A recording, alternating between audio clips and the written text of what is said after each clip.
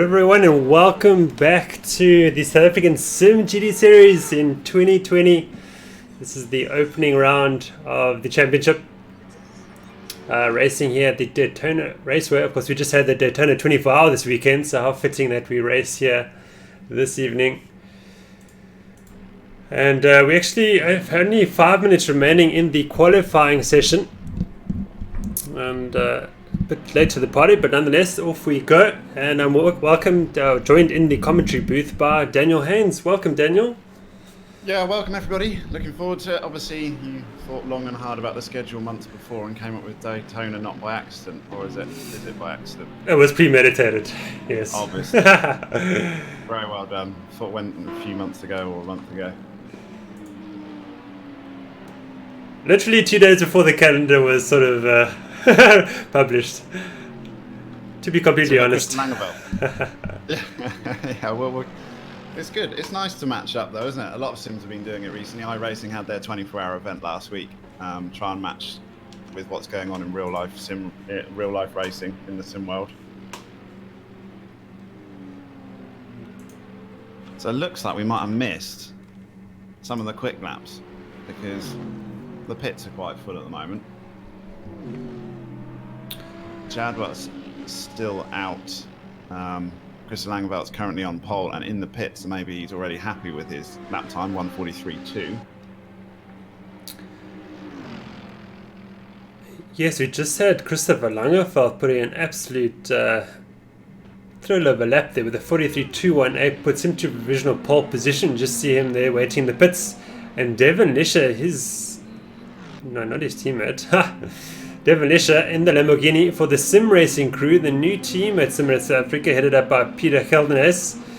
And great to see them strong straight off from the start. So Devon Lisher there, doing well for sim racing crew, currently in second position. And good to see the Lamborghini so strong this season too. And Bashir Jadwat in third position, runner up in the Drivers' Championship last season. Yeah, he'll be quite keen because we haven't got a Jim Clark in the Assetto Corsa season this year. So if that's the case, he'll be looking for a win, won't he, this time round?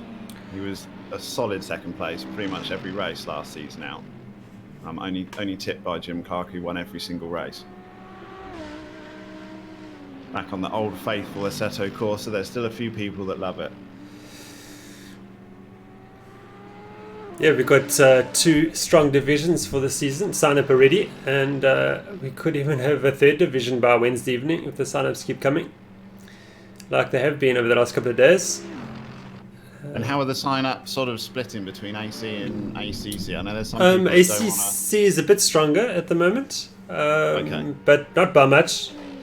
I understand people not wanting to split their time between two different sims. If you really want to be competitive, I suppose it's quite hard to switch backwards and forwards. I really struggle with it, but then others don't seem to have an issue. Obviously, if you're a bit of an old timer like Christopher Langeveld, Lisher, Jadwat, they can jump into Assetto Corsa any day of the week, I'm sure. Yes, this season is very much of a sort of an experiment to see where everybody is with Assetto Corsa and Assetto Corsa Competizione. I didn't want to sort of cut off the GT3 side of Assetto Corsa straight away because it's been such a popular part of Sim Race South Africa. And so I decided to run the two and just see where people's loyalties are to sort of help make a decision for future seasons was the idea. Yeah, for sure. And ACC being the new child, everyone's quite keen to try it out, but you won't know how it runs until we've done a season in it, will we? So we'll have to just wait and see. I think it will be quite popular though. I'm certainly looking forward to watching it, something a bit different.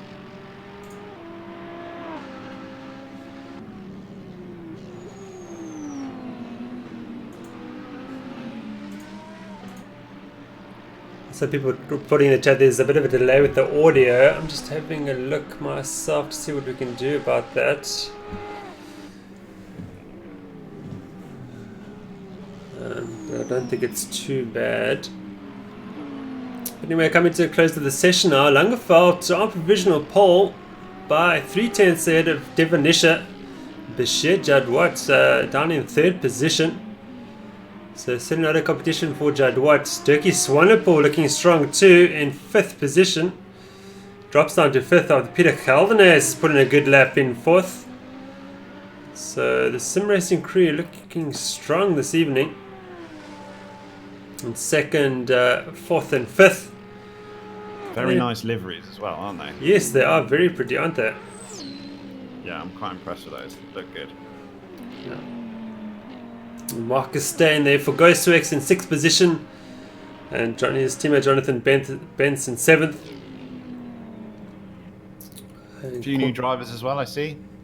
Or a few that are new to Division 1 at least. Some new I've not heard of either, so it'll be interesting to see how they get on in their first Division 1 race, thrown in at the deep end.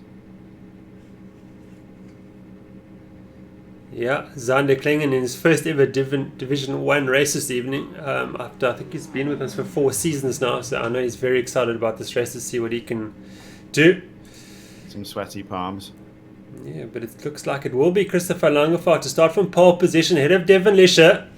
And Bashir Jadwat, a bit of a surprise in 3rd position. I think he would have pole position here, but no, he'll start from 3rd. Peter Kalnes from 4th, very good result for him.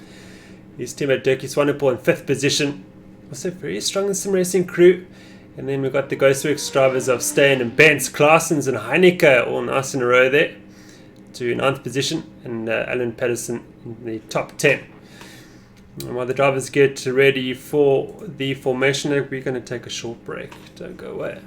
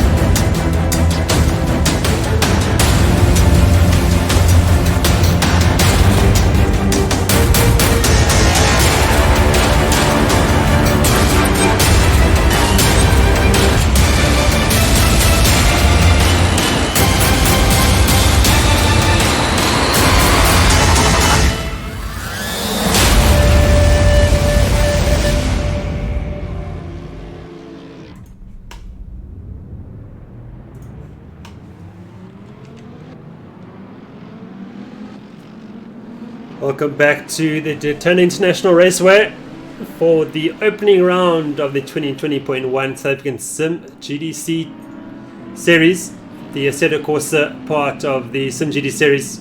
And we do have Christopher Langefart, of course, leading the way on the pace lap. And getting proceedings underway here. And I think Langefart will be looking to put his stamp on the season from the start. And get he got the pace. Yeah, half a second ahead of Jadwat, wasn't he? From 1st to 3rd, which is impressive. Yeah. So I think we can look forward to an exciting race here. Let's see what kind of race space Jadwat's got as well. See if he can push forward with the ATK Mercedes-Benz.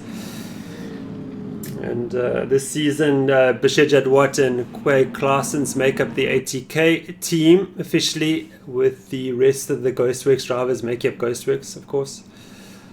So and it's Langeveld and Lisher in the team as well, is it, 1st and 2nd? I wouldn't rule out Lisher.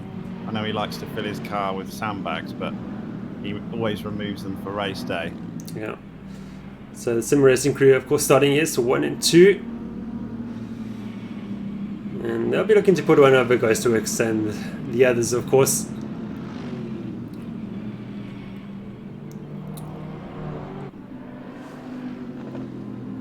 So it's the first time that Sim Race South Africa has been to Daytona? Yes, it is the first ever time, I think it is.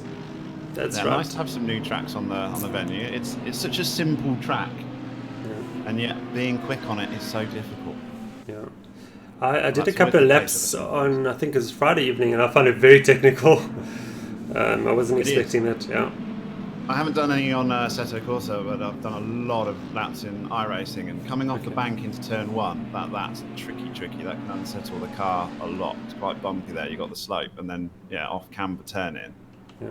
And then obviously the bus stop where people like to push their braking points to the absolute limit, and it can make you look a little bit silly. So they're the two corners we're mostly looking out for. Well, 4 corners technically in the bus stop, but 2 sections of the track that will probably see a lot of action.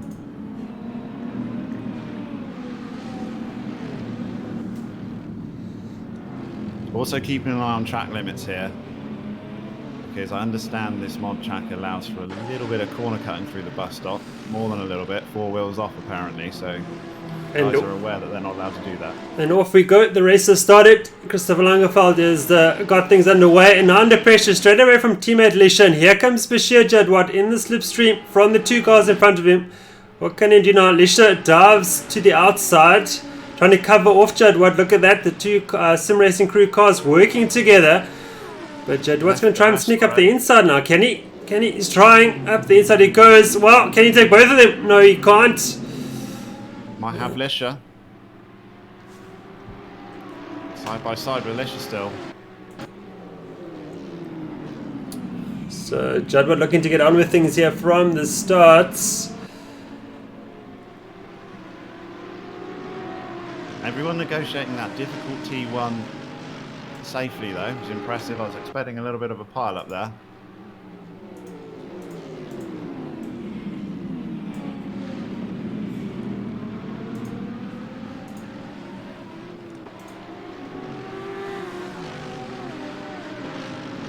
Okay, so nice clean racing so far. I think without incident on the opening lap. Great to see.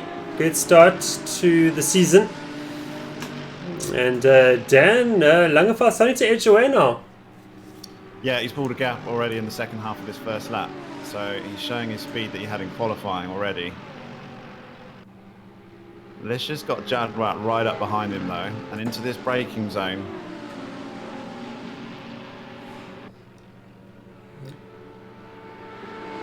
Believe it or not, it's so wide through the bus stop that the whole purpose of it being installed into the circuit was to generate an overtaking place. So it is possible to make a move there. People brake late, go wide, and you can go up the inside. They on purpose made that chicane incredibly wide. And Turkey Swanepoel's dropped down to 6th position from 4th, and he under pressure now from Jonathan Benz in the Ghostworks Mercedes-Benz. He's had a slow exit onto the banking. Quake Claessens as well, so 3 wide. Under braking we go now. Oh, everyone being very careful, great to see. Aggressive but careful. Yeah, Swanepoel's lost a lot of places. As soon as you're out of the bus stops and you lose that momentum into the banking, it just carries itself all the way around and you just keep losing time. There's nothing you can do about it.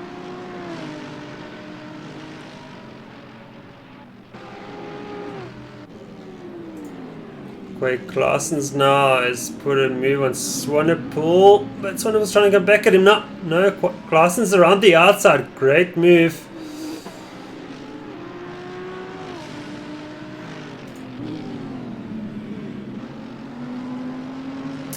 Back onto the banking we go now. Can the Audi stick with that Mercedes-Benz of Claessens?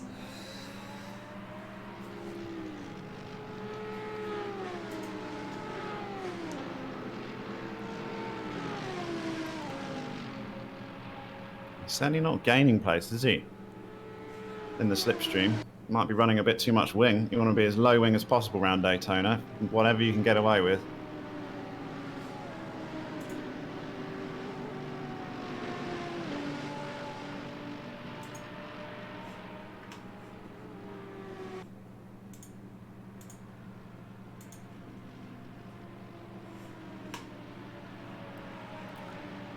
Claessens made a move on the bench, yeah. Yeah, you also saw that, yeah.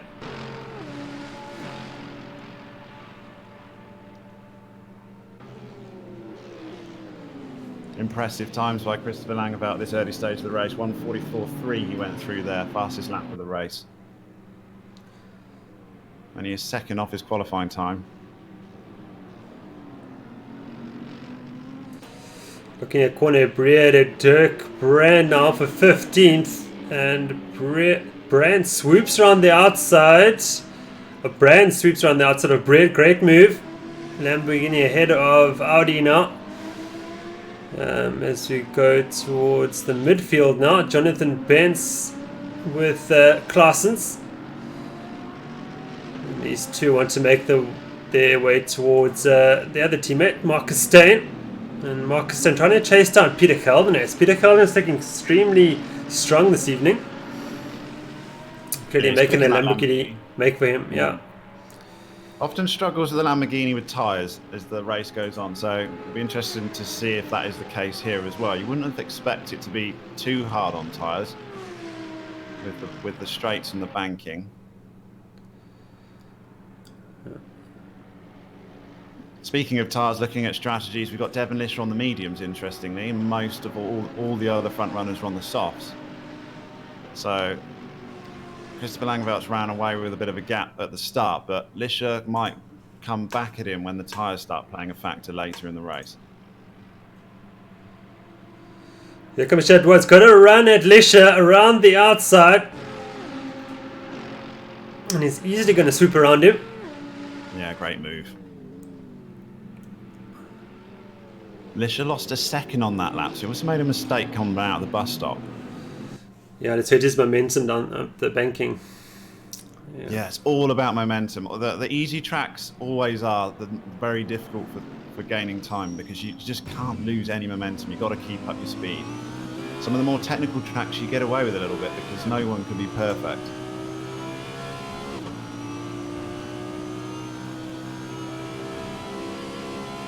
On board with Devon Lisher now as we try to chase down Judd Watts. Try to get back past him.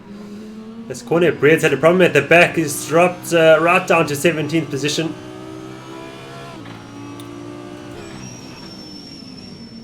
Yeah, we missed that unfortunately, didn't we? Yeah. ACC, I think we can do replays. I'm very much looking forward to that. We can hop back 30 seconds and see anything we've missed. That'll be one advantage. And Lisher now under pressure from teammate Kelvin. So Lisher might be struggling on these medium tyres to keep pace with everyone else on the softs. Just got to be patient and hope they come to him later in the stint.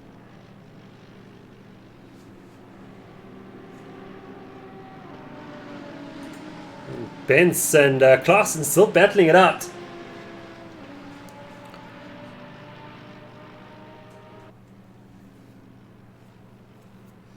Two drivers in the same team group and not wanting to do anything silly here. Yeah.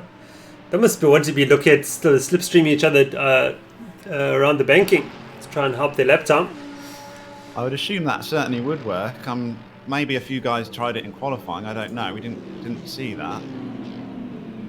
Kelvin's under pressure from Steyn now. Steyn up the inside takes advantage of that mistake. And Kelvin has to start breaking himself into that corner. It's very tricky to get the car slowed down coming off the banking. And the left-hander tightening up all the time. Yeah, setting your brake balance is really important because it's so unsettling coming off that banking. Back end can come round on you if you're a little bit too late on the brakes.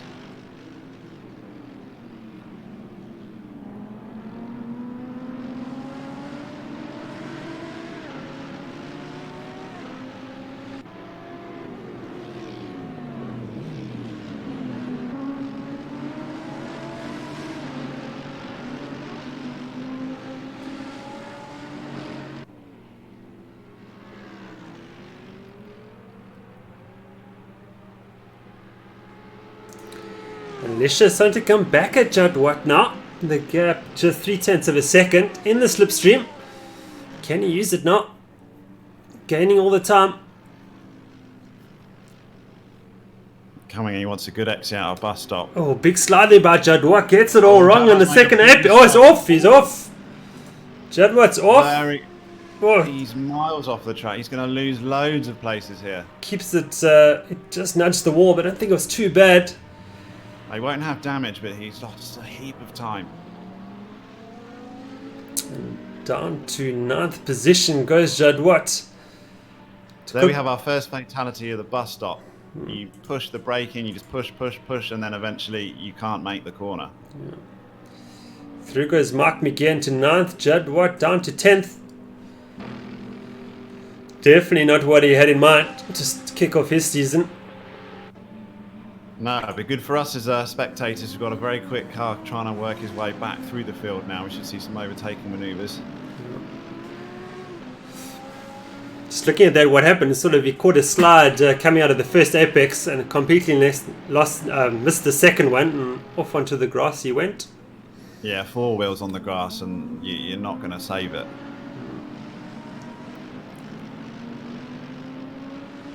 One advantage is the big runoffs is you don't get a damaged car. One disadvantage is you go a long way off track.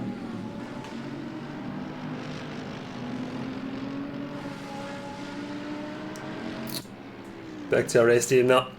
Christopher Langerfeldt leading by 7 seconds. After only 7 laps, that's a second a lap. Yeah. Very impressive. And back in his AMG, he loves that thing. And Devon Lisher, teammate, 2nd position. But Marcus Stay now starting to put pressure on Lisher in the first of the Ghostworks Mercedes-Benzes. And Quay Claessens has moved away from Jonathan Benz now.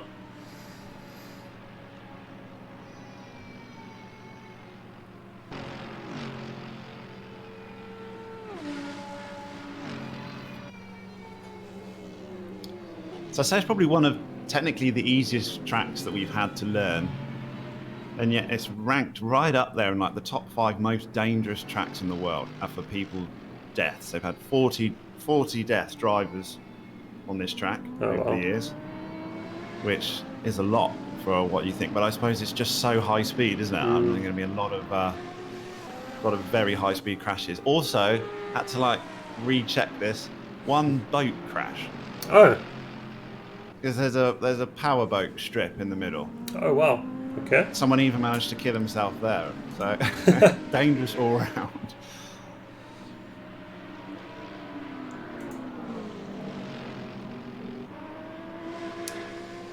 Mark McGeer in the McLaren, new team for him this season, Black Widow Racing, and now under pressure from a recovering Bashir Jadwat in 10th position. Yeah, if he's got much sense, he doesn't really want to lose any time holding Jadwat up. You best probably just let him get past and continue with your race, because it's probably inevitable. Jadwat just needs to be patient, though.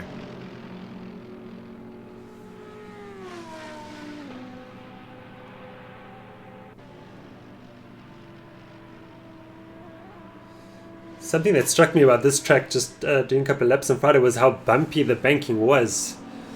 Oh, it's terrible. It's absolutely terrible. When you want a laser scan version of it, it's how they go around in a NASCAR at the speeds that they're at. No wonder they have monumental crashes. Yeah. Here comes Judd Watts flying past McGeer to take 9th position back. Let's see if McGeer can come back at him in the slipstream. I think that straight line performance in the Mercedes-Benz is a bit too much for the McLaren. Yeah, it's not a track really suited for the McLaren, is it? That'll come in later on in the season, I think.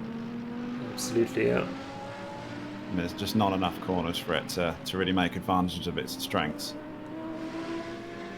Of course, they only spent $3 million at building this circuit. Okay. Which is hardly anything if you think about it. But they've got plans for a monumental redesign, which is going to end up being the size of a small city, I believe. So it could be completely transformed shortly. That's from what I read. Peter Helden is suddenly down in 11th position. I totally missed that after being up as high as, 4th position?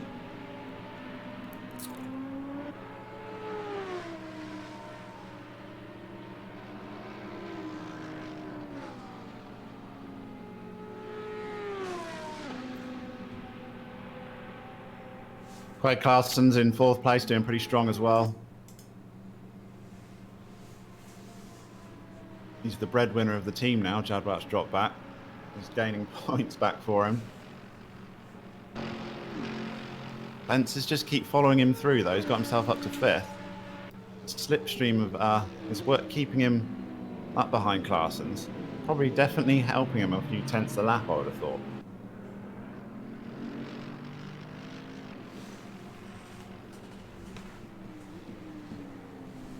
Jadwat's past McGear, then next person in his sights, Patterson.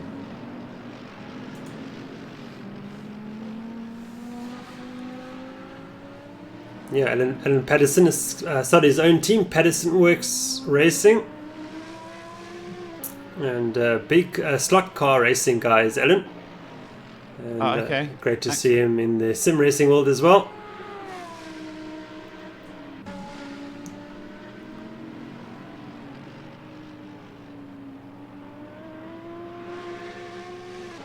Alan does a lot of scratch building for slot cars as well, so if you want anything custom made perhaps, he's the man to speak to.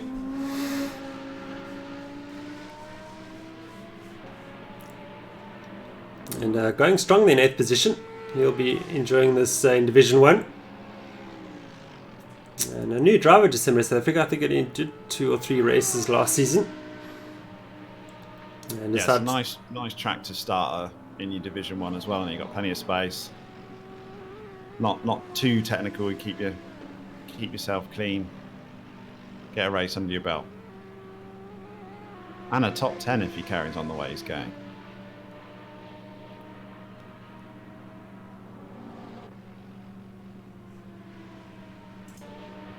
The field just starting to spread out a little bit. It's not any close gaps I can see.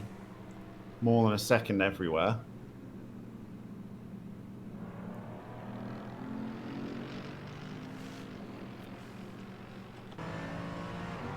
It's gone board with Christopher Langerveldt. See flat out through that corner. Hard braking for this right-hander. Tricky right-hander to find the apex. Gets the power down nice and early.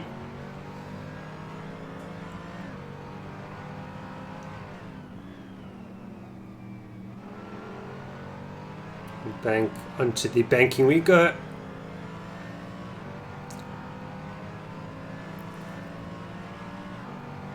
It's an incredible angle, this banking, really. It'd be exciting to race in a real car around here, I'm sure.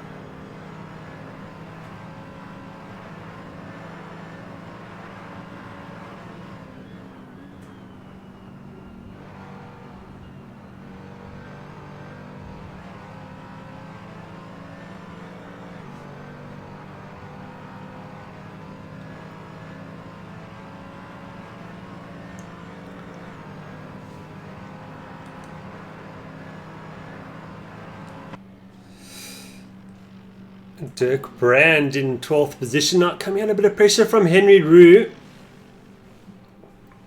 Henry Roux and one of the other sim racing crew Mercedes-Benzes.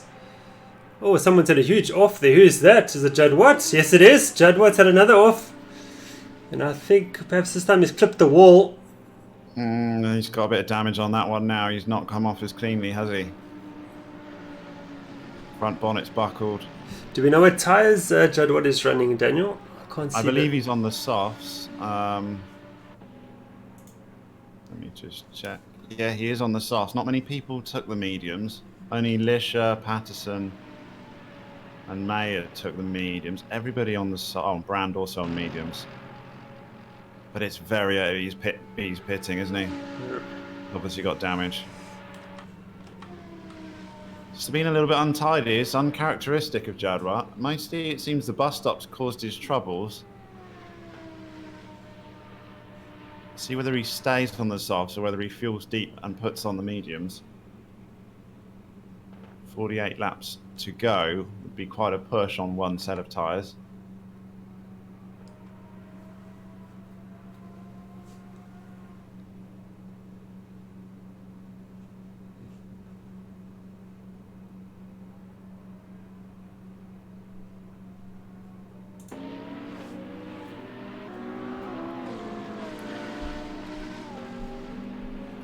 So he's coming out of the pits, and he has indeed gone on to the medium. So let's see whether Jadwat does 48 laps on that set of tyres. He's going to need a clean stint. He's going to be fuel very, very heavy, so that'll upset the car as well, which doesn't help. Changes your braking points, especially the bus stop that he's already struggling with. Clearly looking to go to the end and to sort of see what happens then. Well, I think that's his only chance of trying to recover in this race, isn't he? He's lost so much time now. Now just behind Neil Berger in the BMW. Great to have Neil Berger joining us at SimRace South Africa, another new driver. And a good looking livery that as well, very unique. Yeah, very nice in the BMW. So we've got Jadwa is 95 seconds behind the leader. All right, he's had a pit stop though, so we've got to remember that, but he's still got a good 60 seconds to make up on an incredibly long stint for any sort of a recovery drive. At least now he'll have a bit of clean air though, because there's a bit of gap between him and Zander. 32 seconds of clean air.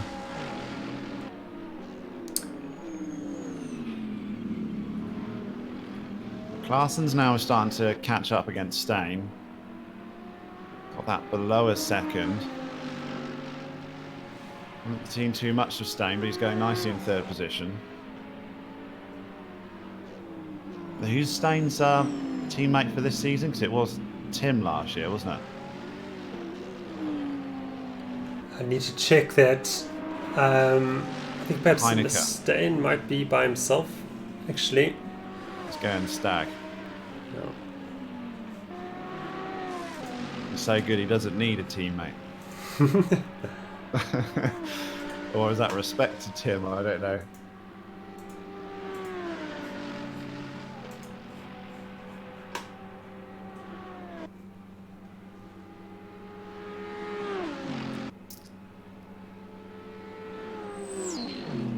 Dirk Brand under pressure now. Here comes Henry Roux.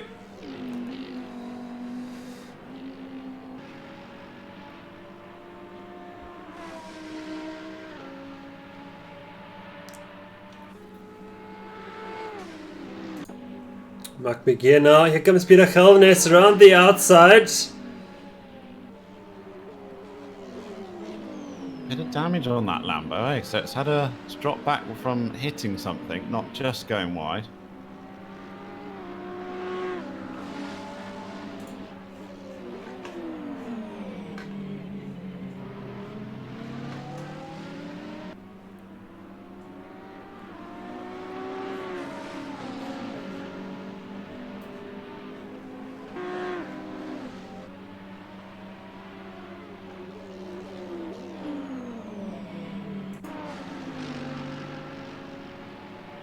Jadwat's still struggling for pace, at the back. I was expecting him to start ripping through some times, but I don't think he's feeling it tonight.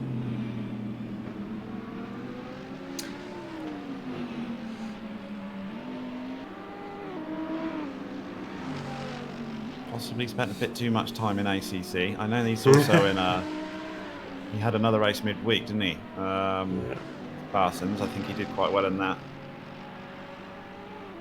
Spreading himself a bit thin. The other thing that could be a fact is that the Mercedes-Benz and AC has a very sort of narrow setup window, and it's not so sort of what's the word, flexible when it comes to sort of making a setup work when compared to the Audi you ran last season. Yeah, I've always struggled with the Mercedes in AC. Yeah, and yeah, I drive it in iRacing all the time. So it's just a little bit finicky in this sim, but it can be incredibly quick, as Langevel has shown. Yeah. Maybe the default setup's just not so great.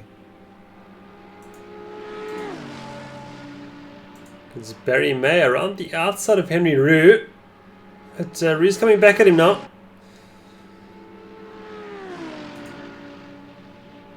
Oh, this is very close in an area of the track you don't particularly want to be.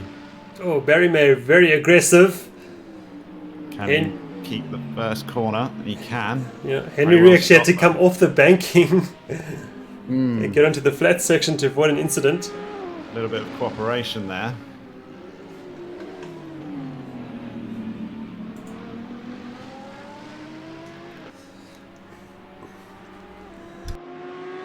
The legend of Super Rob asked, Should he downgrade to a G29 or stick with his aging T500? Well, I've told him to stick. The question is, how aged is it? Does it have any pedigree? Has it won a lot of races, Rob? Yeah. Does it have any play in the steering? That's the question. If not, stick with it. T500's always been Absolutely, a good wheel, hasn't it? Yeah, T500 is a far superior wheel, in my opinion. Yeah, but he likes to swap stuff just for swapping's sake, though, doesn't he? He's a bit of a gadget boy. He basically keeps Carbonite in South Africa, the second-hand tech shop, running. We even just said it's just an itch for new stuff, I guess. There we go. Of course, I see the stream's got nice and crispy clear, so we've had some new stuff in Sim Race South Africa as well. Yeah. Excellent. Looking good in 1080p with custom shader patch. A bit of an investment, if you will. Doesn't look too bad, though. Yeah. You can see all those scrapes and scratches on the Mercedes. So Klaas is now hassling Steyn for third.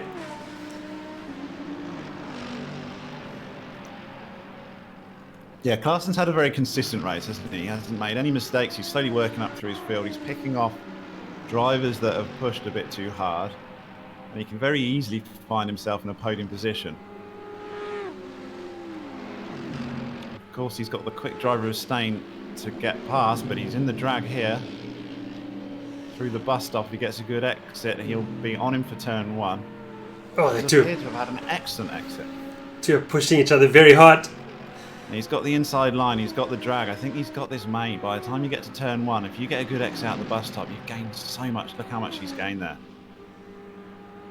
Steyn's had to concede the place, get back into the draft. Coming back on him now. The braking zone on the outside of turn 1, not a place you really want to put too much risk in. Oh, contact! Ooh. Contact! But they keep it on the black stuff. Good driving.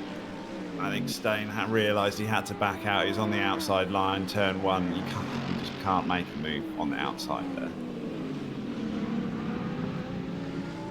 But stay behind him, and you get another opportunity on the next lap. At the same time, these two are catching up to Lisha all the time. They're gap just 1.3 seconds now.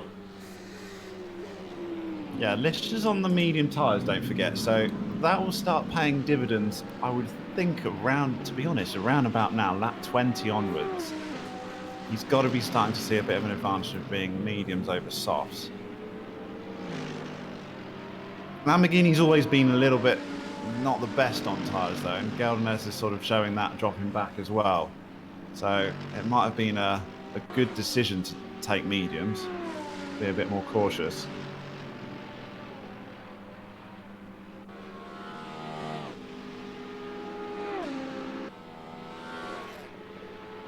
So we've got Rob noticing that Batch has made up nearly 8 seconds on his place. He has, however, that's only against the drivers he's around. He's still 97 seconds behind first place, which is pretty much where he was when he came out of the pit stops. He hasn't actually gained anything for the leader. On board now with Dirk Brand in the Lamborghini. Putting a move on Mark Miguel. It's got the inside line. He wants to drop back down now and get back into the draft. Which he doesn't do. No, he does. And he pops out of it again. Yeah, you don't keep looking. Stay behind.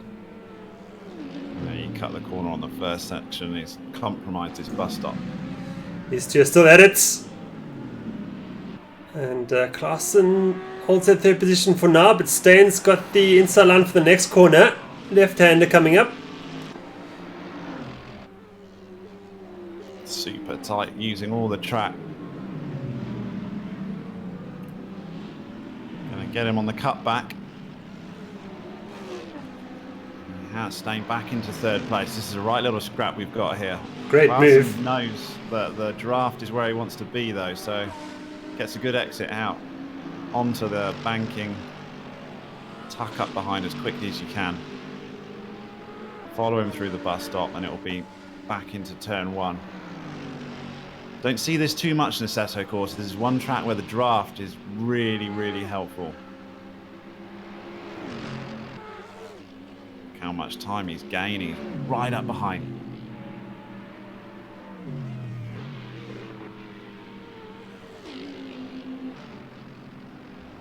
Stain had the better exit and entrance through bus stop though, so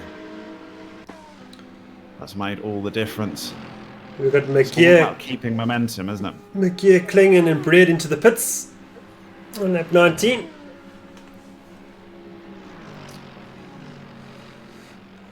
I wonder if they're looking to run a 2-stopper. Bit early for a 1-stop, but doable. It is early to see what tyres they come out on. All of them came in on the softs. I can't imagine a 2-stop is going to work.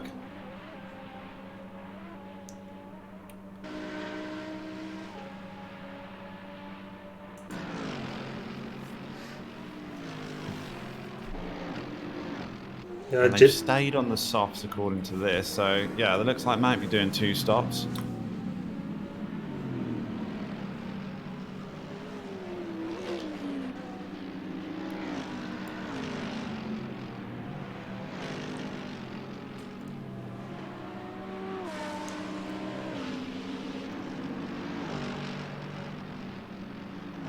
Parsons has just dropped back from Stain, hasn't he? So Stain's put in a couple of clean laps and slowly managed to pull himself out of the draft. You've got to try and get a second ahead so you stop giving a benefit to the driver behind.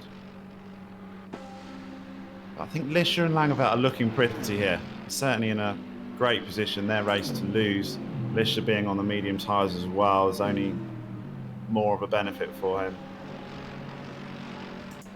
Langeveld now leading by 15 seconds. Head of teammate Lisher. Sim Racing crew looking very comfortable. Yeah, they've got Daytona nailed, haven't they?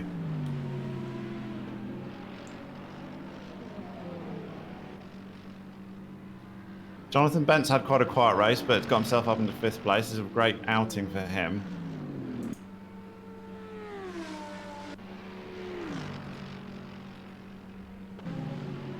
Not quite where we're used to seeing the Ghostworks cars, though, are we? They're staying in Clarson's still there in 3rd and 4th.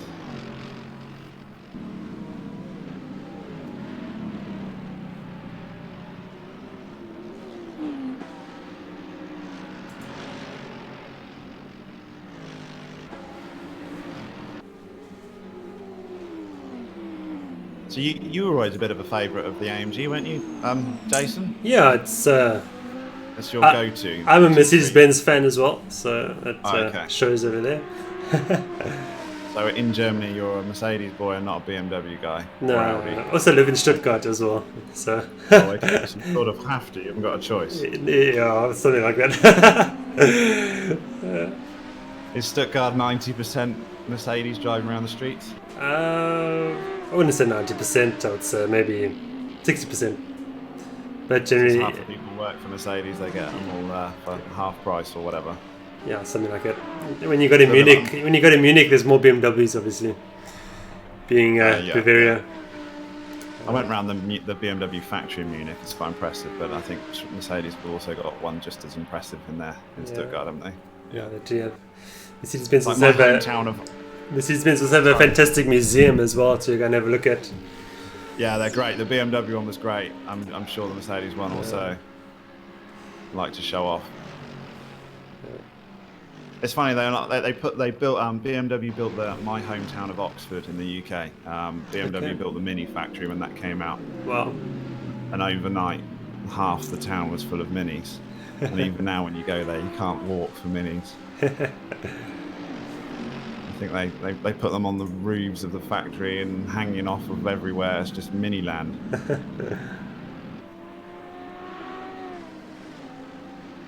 It's Marcus Stone now as Clausen's coming back at him.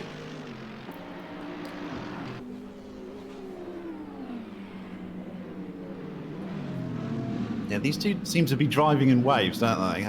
One guy has a couple of quick laps, the other one sits back a bit, and then they swap around. So it's going to be a bit of a battle that goes right to the pit stops.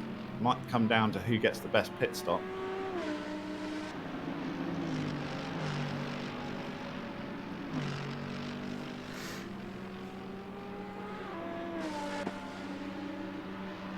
Of course, why they have endurance racing on this track is it's a great track to get into a bit of a rhythm, isn't it? It's not too technical, not too many corners, but still trying to keep your speed and concentration up at those speeds is difficult. That's a sort of a very simplified type of circuit, just making for good racing. Yeah, they've got a lot of tight hairpin corners, purely there for overtaking. And then drafting as well. It has actually got quite a lot to it, even though it looks so simple.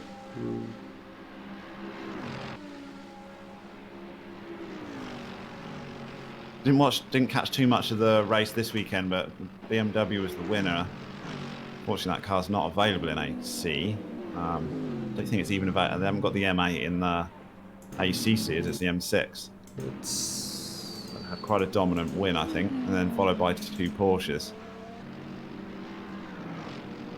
Marcus Stein just made a big mistake. He ran off the track and he has fallen right back to 5th position.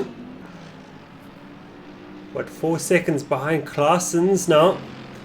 It's almost like he forgot where the track went and just ran on. Yeah, I think he missed his braking into T1, was it? I think so. He was maybe trying to go around the banking and just missed the whole of the inner route. Yeah.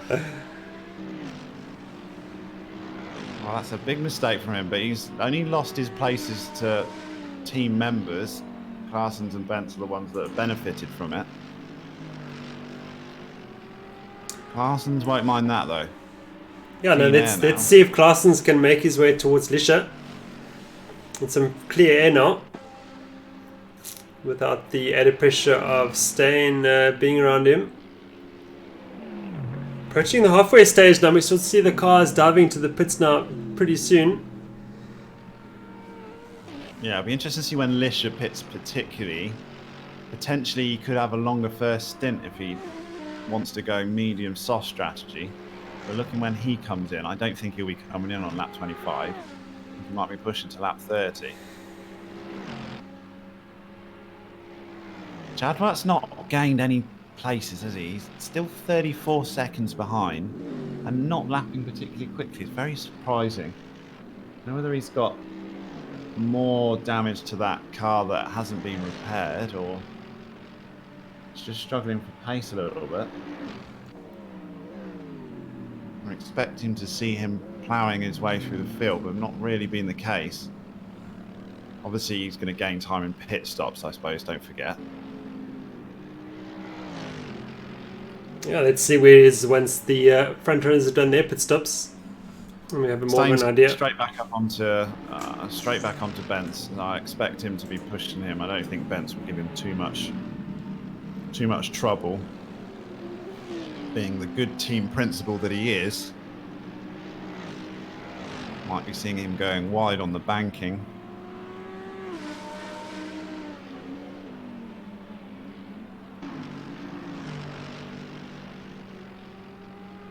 In fact, we got some flashing lights from Stein. He's letting him know he's there. Maybe a bit too prematurely being a second behind.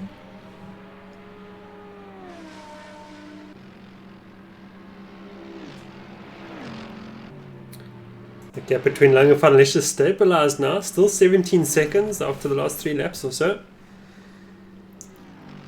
Perhaps Langenfeld just easing off slightly. Just looking to bring the car to its first pit stop.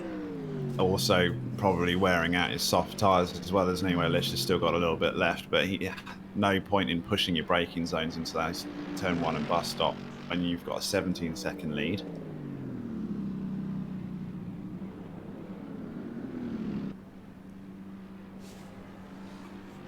Claessen's into the pits now, nice and early. Passes Zander Klingen in the pits too in the Audi. There's a corner bred into the pits, in fact, not Klingen. Braid's actually been in the pits for the last 3 or 4 laps, I think. So perhaps no more action from that car. Because Peter Kalnes too follows Claessen's in.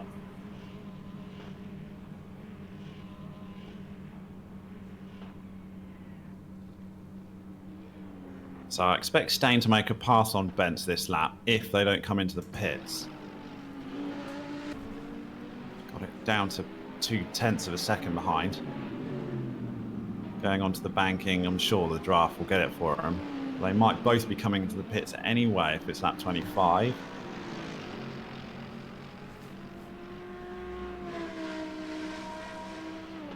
Say that, Steyn got a very bad exit onto the banking, lost half a second. Yeah, half a second.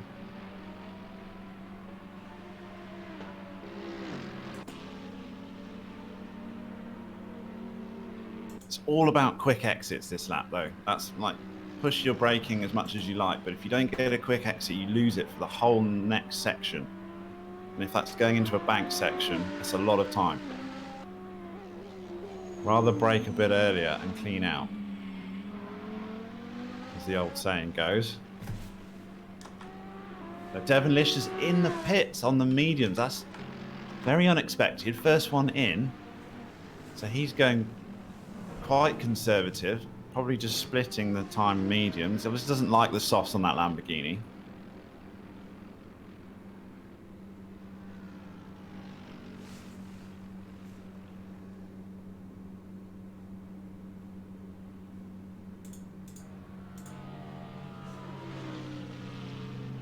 So Steyn also in the pits, but Bentz has stayed out. Steyn might jump him in the pit stops instead, make his life a little bit easier.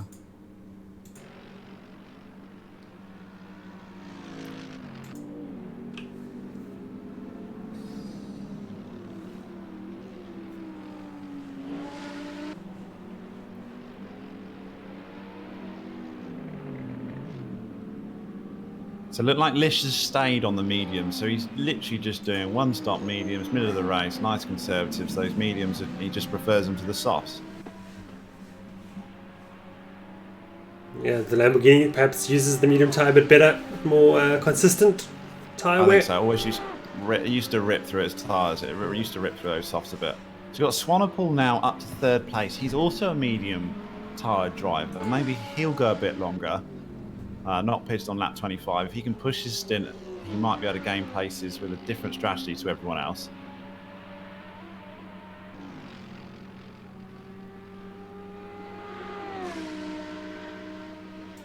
In comes our race leader Langerfeld into the pits. He'll be looking for an uncomplicated fast stop. I think he's got time for an ice cream as well. In comes Bentz as well from 2nd. Swanepoel too comes in. So he's not gone long on the mediums either. So he's also prefers the mediums even with the Audi. And Chris Heineck doing a bit of farming into the pits. A very interesting pits entry. He missed his pit entry, but was pretty keen to get there no matter what. Gonna have to have a look at that after the race to see if he gained any advantage like that. That was very quickly into the pits.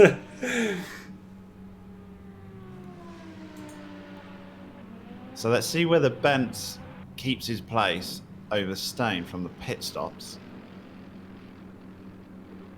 Steyn had a quick out lap. He might have jumped him.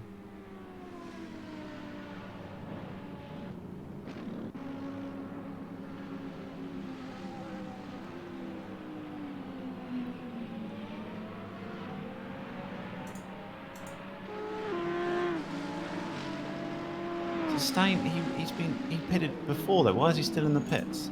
Yeah, something's gone wrong with his car. He's parked in the pits, isn't he? He pitted a lap before. He's made a mistake with his settings or something. He's pitted twice. Yeah. Or forgotten to do something, or short fueled, or... Yeah, he pitted lap 24 and then again on 26. Yeah. That's a disaster.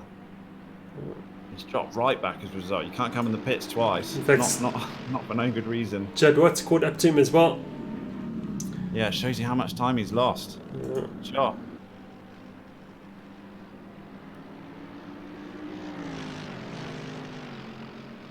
few mistakes here by that team, haven't we? We've got Stain and Jadwat both struggling midfield drivers. You'd expect to see them right at the front.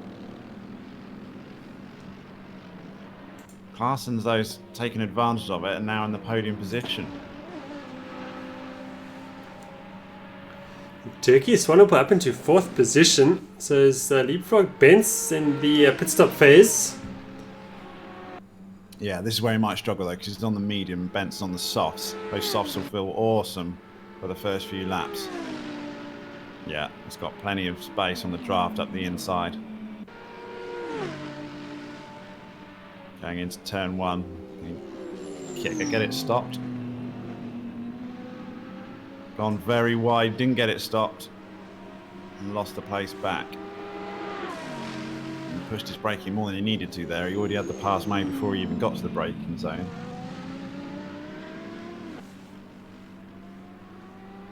Dirk Brand also in the pits from 7th.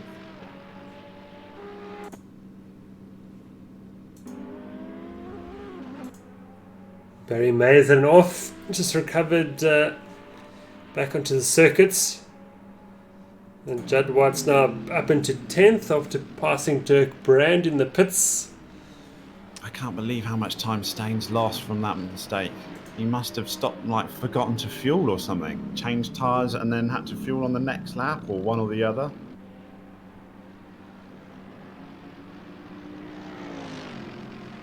To find out after the race what happened there. Swanepoel's put a bit of a gap on Benz now.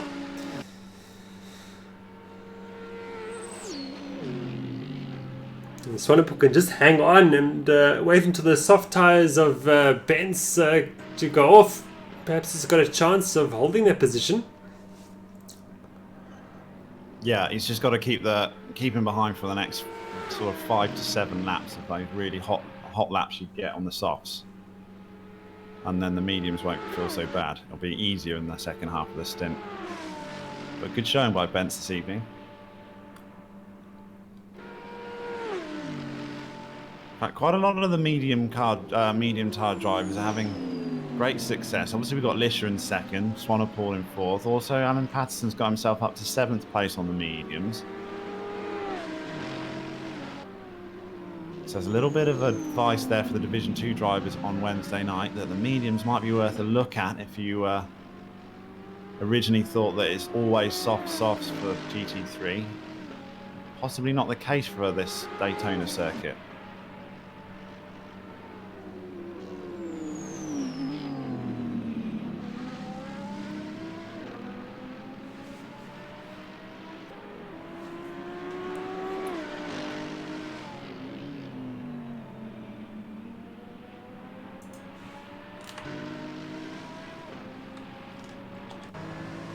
On board with Benz now.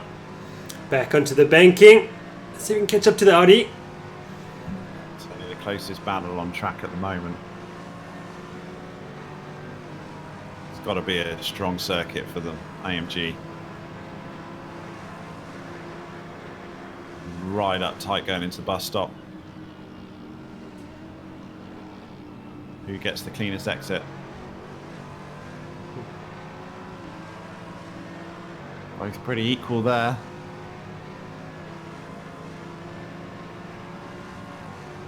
He's in the draft, but I don't think it'll be enough by the time he gets to the braking of turn 1.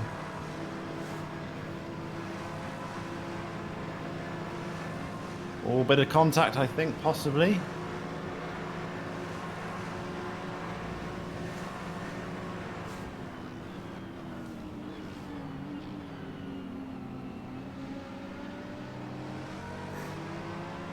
And Benz with a bit of tank slapper there to correct the car mid-corner to save it. And away goes Swanepoel. Opens up the gap. Benz is pushing his braking into turn 1. It's gone wide, and that's how he lost the place last time. So really waiting to the very last minute, but coming off that banking just unsettles the car.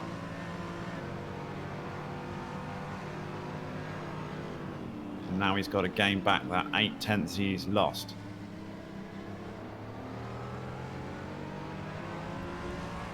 I think if he's going to get 4th place, he needs to make his move sooner rather than later, being on the softs. So they're not going to feel so good in the last 10 laps of the race.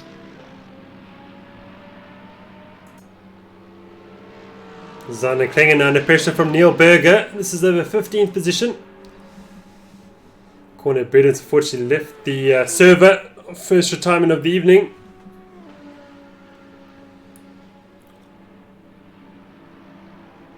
Berger needs a good exit out of the bus stop. Not so many BMWs this season, surprising. I thought that might be a BMW show after Jim Clark showed us how good it is last season. Yeah, it's a pity Nick Hodgson couldn't make the race this evening, but he would have been here if he could have. And, of course, I forgot about Nick. Yeah, so I think he would have been strong this evening towards the front. But I look forward to seeing how he gets on from round 2. Xander's taken a very interesting line right at the top of the banking. I'm not sure that's going to be the quickest route. Playing a bit of NASCAR.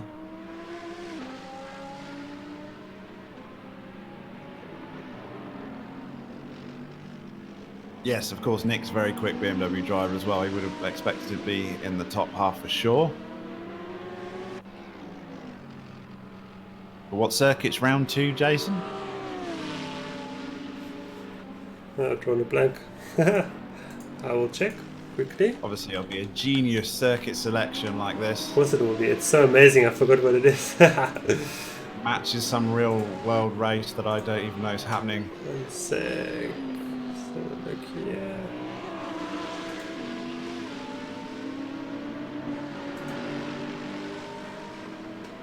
So the round 2 of the GDC series, the Assetto Corsa League, will be at Kyalami, of course, our new Kyalami mod. Oh, excellent! Yeah. So that's on a the very different circuit to this, isn't it? Yeah, that's the 24th and 26th of February. People have put a lot of time and practice into that already as well. I think so. I'm sure that'll be a very popular decision. And judging by how Devilish is going this evening, he could be very, very strong at Kyalami.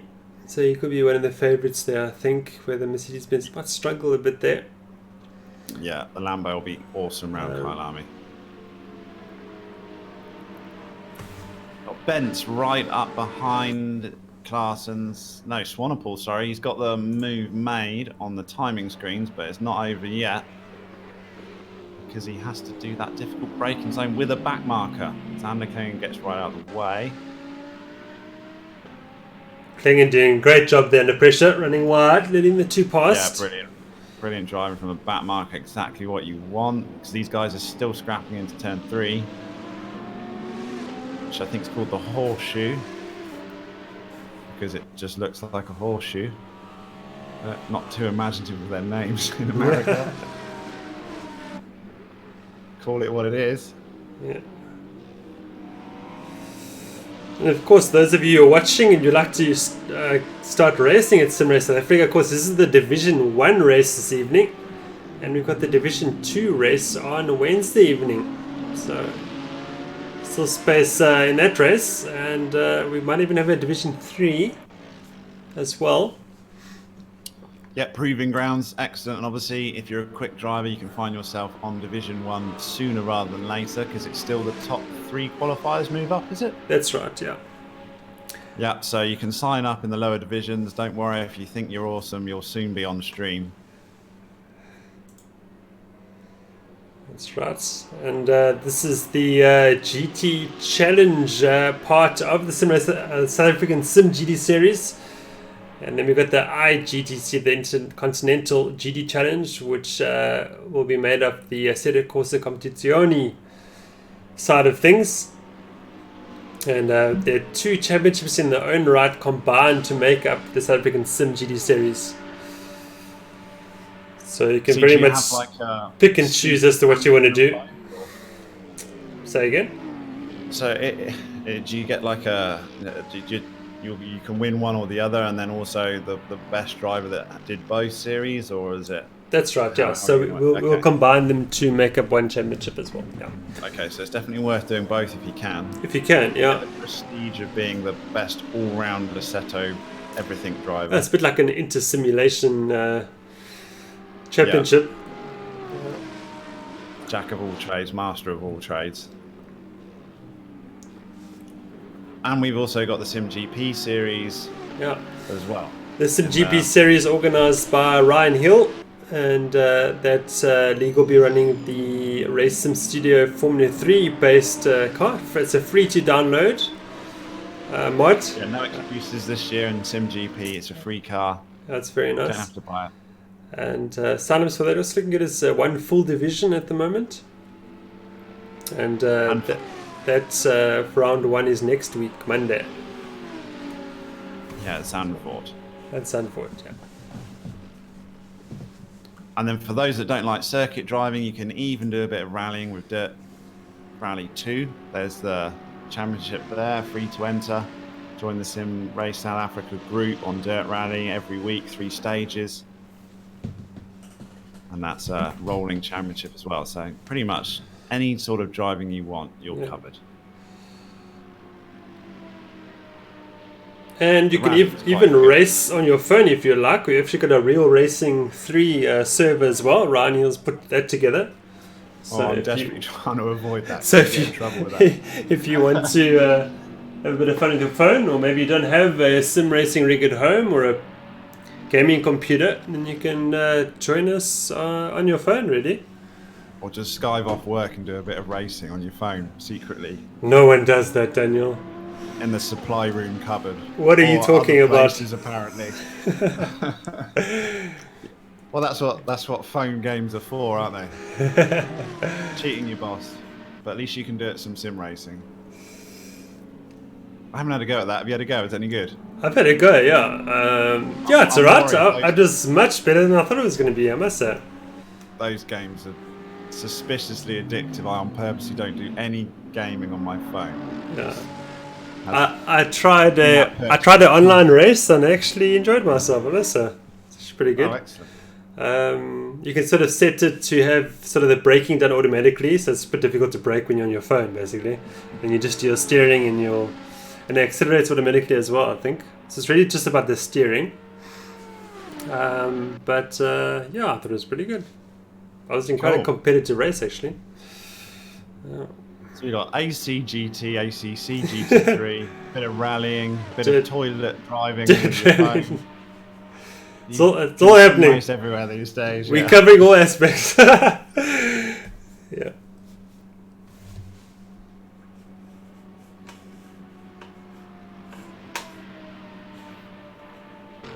Okay, so where are we at? We're a bit quiet. We've got Swanepoel is still there with Bence. Bence has managed to make them move and stay there. He might struggle with his tyres going off later. Keep an eye on that one. Apart from that, pretty consistent gaps, really. Jadwat's got himself back into the top 10, as is Stain. So, still on their recovery drives, but being compromised so much. Shows how much time you can lose at Daytona, doesn't it? Jadwat made a couple of mistakes and he's dropped right back. Heineke's got himself up to 6, just being clean. Yeah, so Heineke's having a good race this evening. Patterson into the pits now. I think the second stop, I think it was. It's got damage. You can see the damage to the front of the car. So that puts Jadwat up into 9th position. Oh, yeah, it's quite bastard, isn't it, that Audi? It's quite difficult to get damage here. I'm not sure what you hit. Obviously something. Might be a chunky repair as well.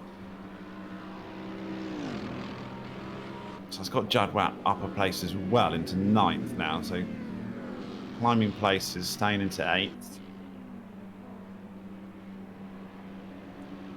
Swanepoel's still hounding the back of that Audi. AMG of Bence. He was in the Audi last year, wasn't he? It's like Team Ghost works to move manufacturer. Maybe got better sponsorship.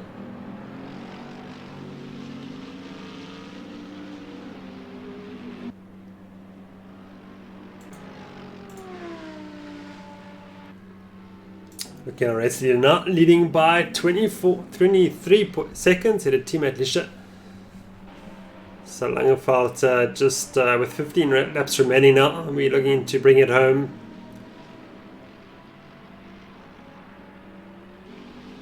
So the ACC round 1 race is in 2 weeks' time, is it? It's in 2 weeks' time. It's scheduled to be at Bathurst, but of course that's part of the Intercontinental DLC that hasn't been released yet. Yes, so I am betting that it's going to be ready for the Bathurst 12-hour next weekend.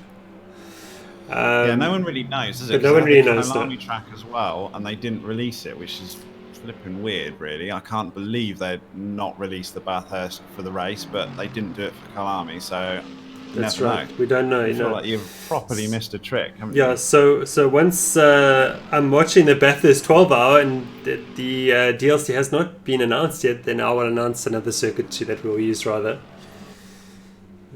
Because I'm preparing for the Bathurst 12-hour iRacing, which is on the 8th of February. Okay, well, yeah. That's going to be tricky. If we finish that, it's a miracle, really, isn't it? With those concrete walls, that really is damaged city. Yeah. Plenty of practice laps going on there. Tried to do a race in R Factor 2. I think it was VEC or one of their special events, and we didn't last very long. How they do 12 hours? I mean, 12 hours in real life in a car would feel like 24, wouldn't it? I think at Bathurst. I think so. Yeah. That's why it's 12 hours. Yeah. So that mountain section's so quick and so bloody dangerous. Yeah. How they do it without having a reset button in a sim rig, I don't know. Plenty of respect. But yeah, you'd expect ACC to want to. I mean, they really should release the track when they do the race, but I think they just want to do it in one big DLC, don't they? They could probably have split it, to be fair, and people would have just bought the tracks, which is how most sims do. That's a fair comment. I mean, I think they could actually have made a bit more money like that too. 100% they would have done this. They would have released Kailami. Everyone's watching Kailami. They all go and buy it. You got all the hype of the real circuit racing, and all the marketing that goes with that. And look, you can buy the track and actually drive it at home. 100%. I would have been a sucker for it straight away. So everyone would. They all do it. I mean, I think there's quite a few sims, wasn't there? The Race Room released their Daytona track, I think, this week because of Daytona. Everyone goes and buys it. They watch it on telly. They don't want to race it. I mean, in the long run, we'll get a nice big DLC a bit cheaper. But yeah, I think it's a shame if we got Bathurst on the schedule, we're not going to make it. Yeah. It could be a licensing thing too, license on an Intercontinental GT Challenge that they're not meant to do it or they can't do it for whatever reason. It could also be. It's possible. No doubt. We don't know like that. what the agreement is, of course. So you got any more circuits on the? You got Indianapolis on the schedule as well, have you? You got a few more circuits that are supposed to be part of the DLC pack. Actually, all of them are. Right. Okay. All of them are. So they are subject to change. Looks like. Okay. But might be getting back to some familiar tracks, guys. Yeah. So. In the IGTC, we've got Bathurst, Suzuka, Indianapolis, Kailami, and then Spa, of course, at the end. Okay. Yeah. So you can do the Spa one maybe first. Yeah. Well, I would like to run the Spa at the end because it's just before the real 24-hour. So. Oh, okay. Sorry. What's the idea? A schedule that's perfectly aligned with what's the idea? Yeah. I'll just stick to commentary. You do the schedule. Yeah, in the GDC series, this championship we're watching now, it's next track is Kailami, of course, and it's Sebring. It's going to be good. Mine's Mosport. Yeah. Oh, it's not that I hate Sebring for a track. I'm just terrible at it. It's just so bumpy.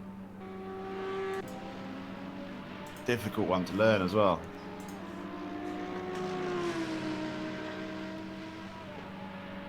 Swanepoel's not leaving Bent's, is he? And he's on the medium, so he's going to come back at him. I think we can see a switch at the end of the race. That's my prediction. I think Swanepoel's having the drive of his life. I haven't seen him this hard before. He's probably having the greatest time. But he's on the right tyre, and in the last 10 laps, I predict he's going to be in 4th position by the end. I don't want to give him commentary. Someone's off farming. Who's that? It's a Patterson car, isn't it? It's Patterson, yeah. It's still got damage to that Audi.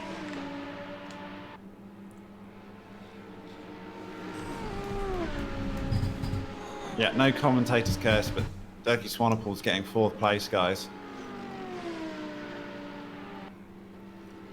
Jadwat's up to 8th now, so they are gaining places, but massive gap to the top 5. And he has actually gained 30 seconds from the leader, Jadwat, as well, so much happier since he's pitted on new tyres and got his fuel down. I think it was the fuel, because you remember he pitted on lap 12 and he had 48 laps to go with mega fuel. I think that's why his times are so slow. Now he's burnt off half his fuel. He's now picked up the speed nicely. But it's just whether his tyres can last that long stint. But he's going to be quicker at the end of the lap just because of fuel, I think. I think tyres are not an issue here at Daytona. They shouldn't be. I wouldn't think so, no. No, for the iRacing 24-hour, people were triple stinting tyres. No worries at all. Whereas for Bathurst, 1 stint and they're finished. So you've got to change tyres every single stint. Whereas, yeah, they were doing 3 hours on a set of tyres around here in Daytona, no problem. So I think Jadwat might still be okay for a recovery drive once he's... It's mostly fuel that really costs you, especially on a long, straight section track like this. It'll take a lot of top speed off.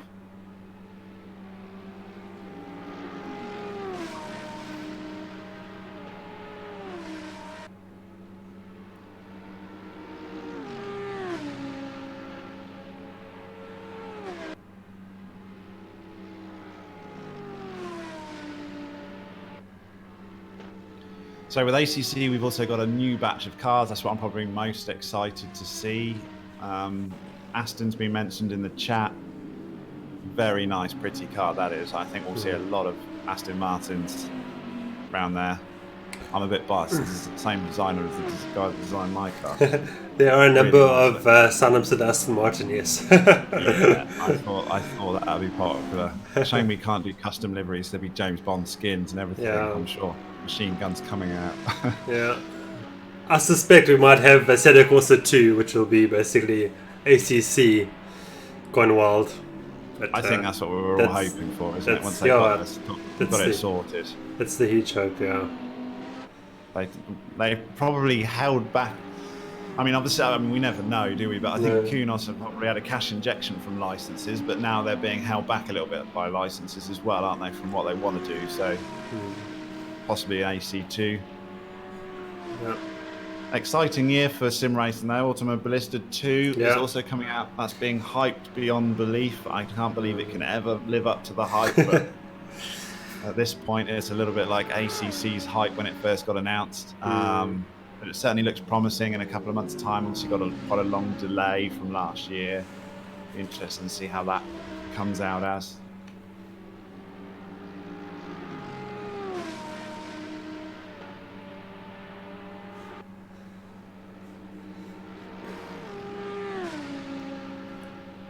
So Jadwat and Stain are really, really piling on the times now. They're catching quick.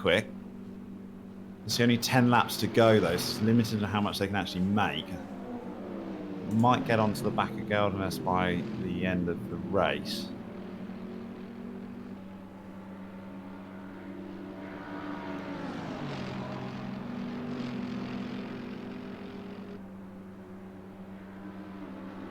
So just going on talking a lot about ACC, but what's the plan? Are we going to have some random weather events? That'd be awesome.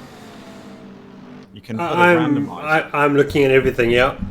I'm still very much learning about ACC. I'm still very green. I need to look at it as well. I know on some leagues you can, they just set like a number on the randomizer, and even you as the server operator doesn't know if it's going to rain or not. Yeah, that would be best, yeah.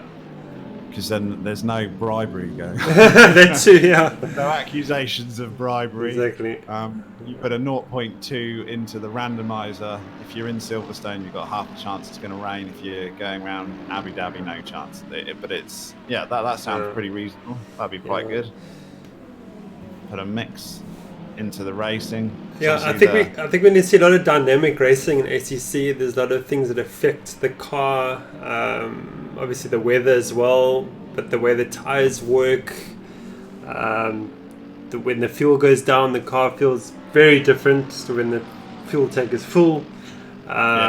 It's a very dynamic tire model. But with random sort of potential for rain, the setup, you can start the race with a wet setup in mind. You suddenly get the rain, you can have an awesome race, couldn't you? I think so, yeah. I think it's interesting. It opens up the field a little bit, doesn't it? Yeah. So I don't think you sort of have the linear sort of type of racing you get in AC. You will have sort of a lot more sort of randomized events, as it were, sort of affecting the racing as it goes. Results, yeah. Punctures also being quite a big part of ACC. Yeah, punctures is quite a big thing. People saying like, "Oh, I got 6 punctures in the race." So obviously not a nice thing to happen, but yeah. Yeah, I think they get a lot of they think it's a puncture, but it's like a pressure drop if you smack a curb, but not a full puncture. Apparently, if you get a full puncture, I think it's like forced pit stop. But certainly, yeah, a little bit more there to mix strategy up. Your race can be effective, and trying to keep your cool when you do have something like that come across you, or track temperatures change or weather changes. That'll be interesting. We'll have to fiddle with the settings, see what comes up well.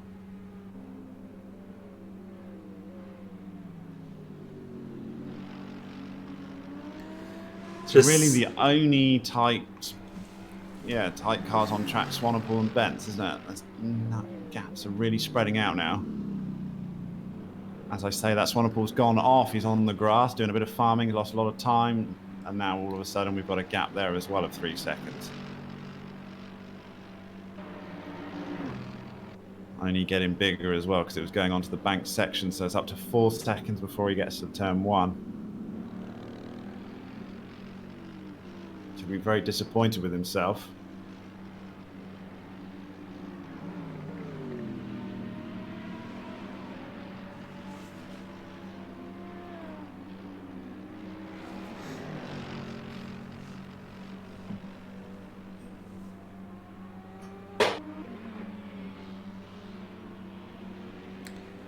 So Langefeld leading now by 24 seconds with 8 laps remaining. Very dominant run here. I think really enjoying himself and putting a marker on the start of the season. Has he signed up for ACC as well? Yes, he has. Okay. So he'll be pleased with his AC event. He's obviously going to go for the double crown or whatever we're calling the ultimate champion of everything. Yeah. The GT champion at Sim Race South Africa, yeah. Okay. I preferred mine. Go for it. GT champion of South Africa. There we go.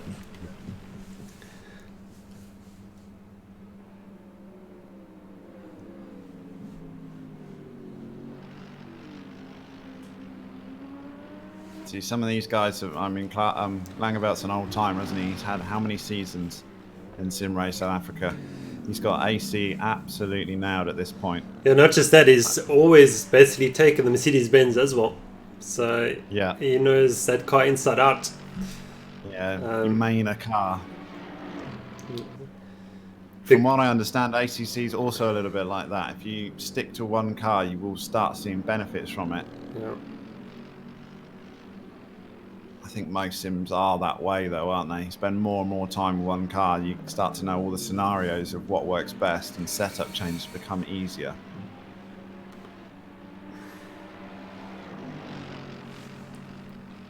There was lots of talk in the off-season about people liking to or trending towards the Porsche. I was surprised to see not any Porsches on the start list this evening. Yeah, there are, I think, 2 Porsches on Wednesday in the Division 2 race. But, not many this season, unfortunately. Might be a little bit more popular in ACC. There is more popular in ACC, yeah. It's very much a different animal in ACC, I think. Yeah, it's always been a difficult car to drive in AC.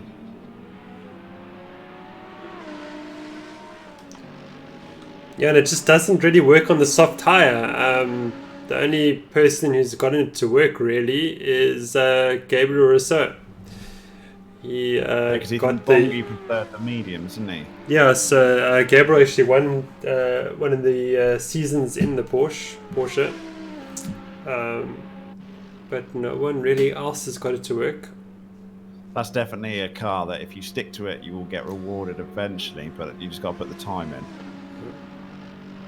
But then Langevelt's also showing that as the case with the Mercedes as well. I think it's good to sort of stick with the car and work on your driving. It'll just get better.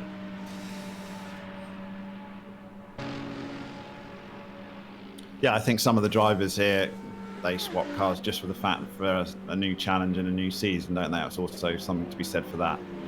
If you've been doing a lot of seasons in the same car. Oh.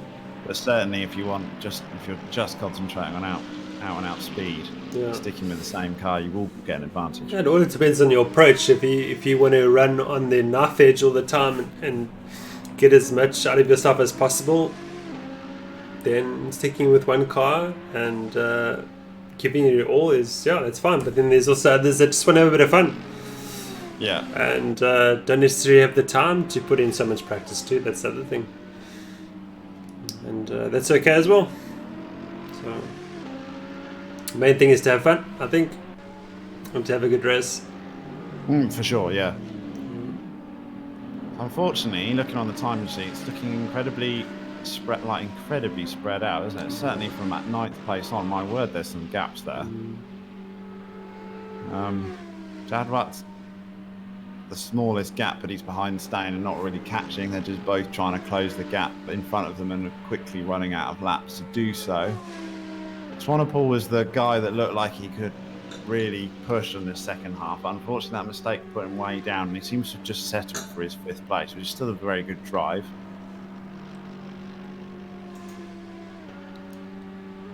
Slightly upset my prediction. It hasn't come true, though. Still 5 laps remaining. Anything can happen. Come on, Jonathan. Put it in the water.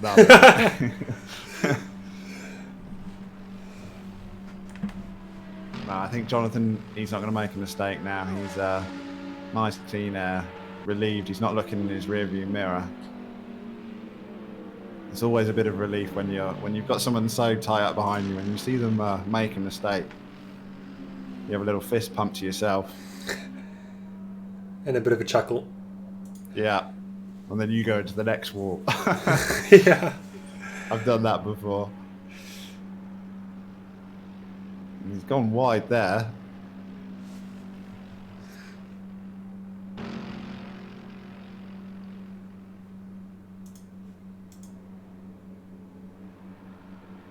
Clarkson's had a great race as well, though. Solid podium place. Just worked himself up, kept himself clean. Not really any trouble whatsoever. Now got himself a 12-second gap down to 4th. Easy as you like, podium position. Still not too far behind Lisher.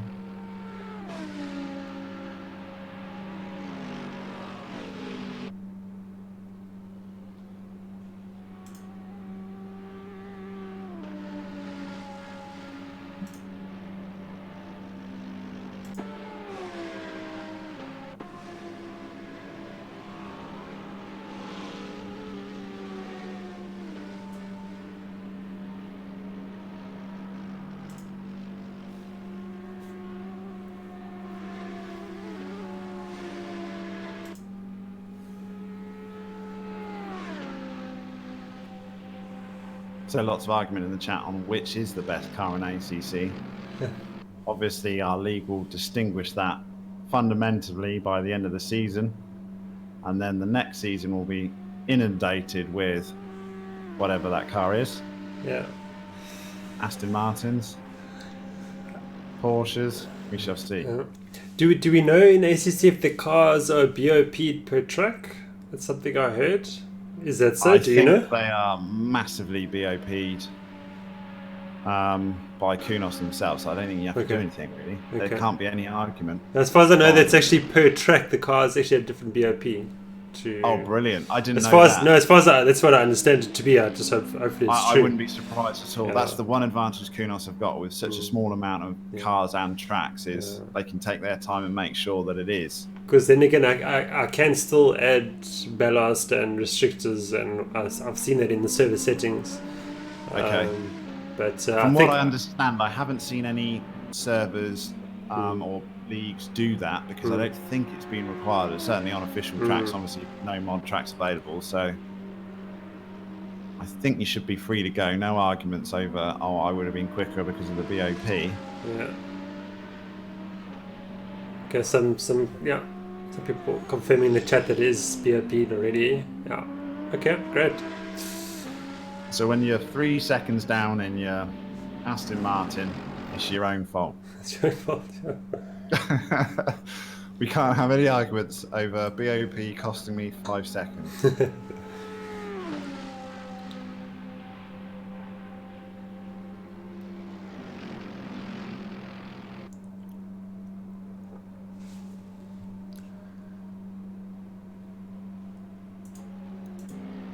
Oh, just 3 laps remaining now. Not much racing going on, unfortunately.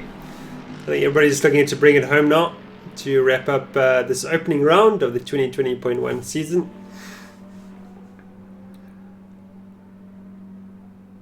Yeah, gaps all settled down. Recovery drive from Stain and Jaguar only good enough for 7th and 8th place, so it's not been a track where if you make a mistake you can claw it back, unfortunately. Early mistakes has cost them. Jaguar was going off. Stain was something bizarre with pit stops. We'll have to find out what exactly happened there, but definitely a double pit stop for no reason. So got his pit stop strategy wrong and probably cost him a chance for a podium.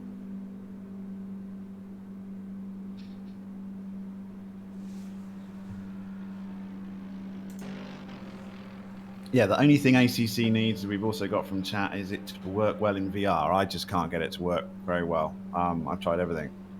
It's not quite there yet. I'm sure it will do eventually. Okay. Keep the faith. Performance is just not quite there for VR. I think they've made some massive improvements everywhere else. They have also made improvements with VR for sure, but it's just not quite there that I'd want to do a league with it quite yet.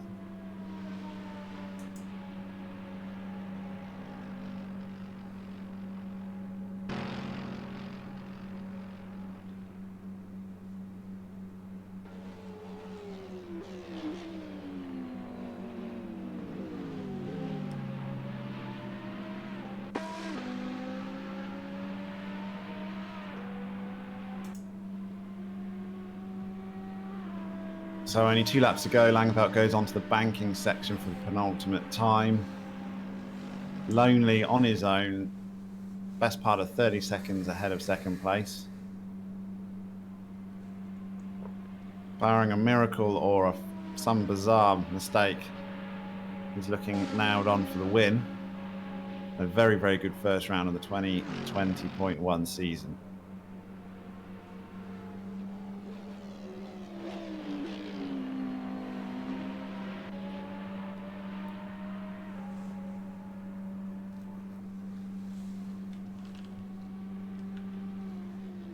Rob says he wants the least wanted car in ACC. So, as you know, who signed up with what? Is there any cars that no one signed up with?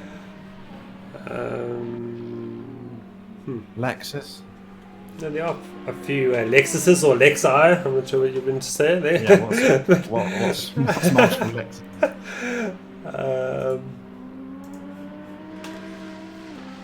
Let me have a look quickly. Aston's definitely going to be the most popular, I think. It just looks the best, doesn't it? I'm obviously biased. I'm a British guy. Aston's got to win, guys. Come on.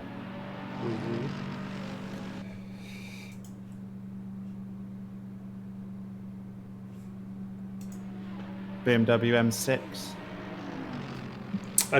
We don't have any BMWs, I don't think. There you go, Rob. You're in the BMW. There we go. Bentley. That's a bit of a boat. It's British as well, though, so you'll look classy going around in it. It's got quilted leather. Okay, Langeveld on the final...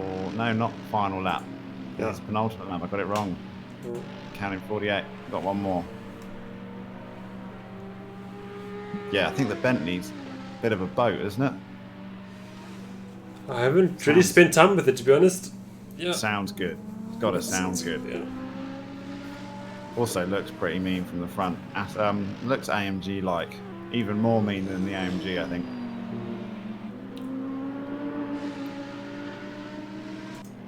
But Rob, you're in the BMW, mate.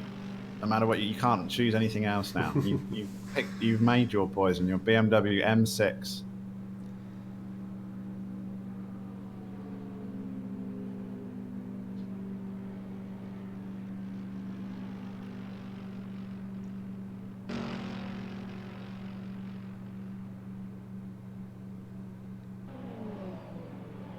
I'd imagine the Bentley's probably one of the most expensive cars on the track. So if you like plush things, go with that. So Lange started the final lap of this race. We're on board with him now.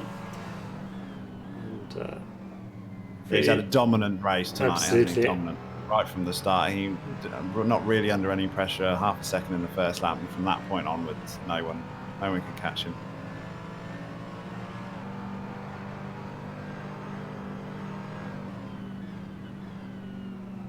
Driving beautifully is Langeveld, so composed, smooth. Got that Mercedes-Benz perfectly set up. Certainly, I would, right from the start, looking at the schedule, say Mercedes-Benz Daytona. That's a good combo. He's made the most of it for sure.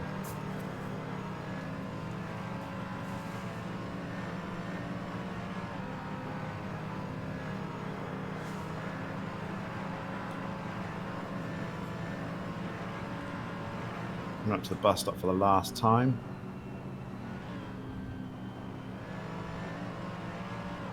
He's not even had to cut corners, guys. See, that's where speed comes from.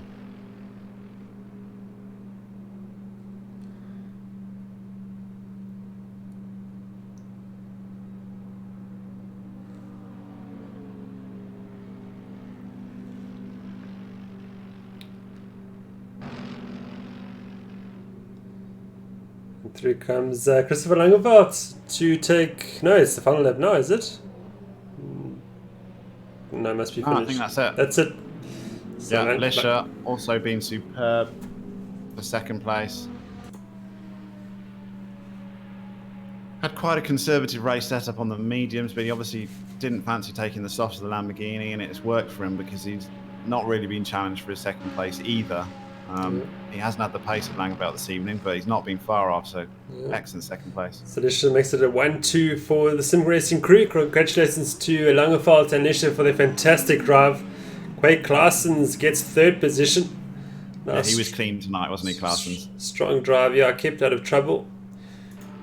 And Jonathan Bentz also strong in fourth position. He'll be happy with that, I think. I take it back, Jonathan Swanepoel wasn't going to get fourth. Very well done. Jackie Swanepoel, yeah, he gets fifth position. Celebrates by going wild. Yeah, and Peter Calvinez, team principal of Sim Racing crew, he will get sixth position in the Lamborghini. He'll be very happy when he signs off and sees where his teammates have come. I think so, yeah, definitely. And then we've got the two recovering Mercedes-Benzes, Ghostworks, Marcus Ten in 7th, and Bashir Jadwat recovers to 8th position for ATK. Dirk Brand gets 9th, a lap down. Henry Rue will get 10th, Barry May 11th, Chris Heineke 12th, Mark McGear 13th, Zander Klengen 14th, Neil Berger 15th, and Alan Patterson got 16th in the end with just one retirement, Corne Bread. Well, Daniel, thank you very much for joining me this evening. It's been an absolute pleasure, and thank you very much for your help today. No worries. Very good. It's always been good. Nice to have us back, season up and running, and look forward to the next round in Kailami for the Assetto Corsa GT3. Yeah, fantastic. Well, for me, Jason Holden-Jones, thank you very much for watching, and have a great evening. All the best until next time. Goodbye.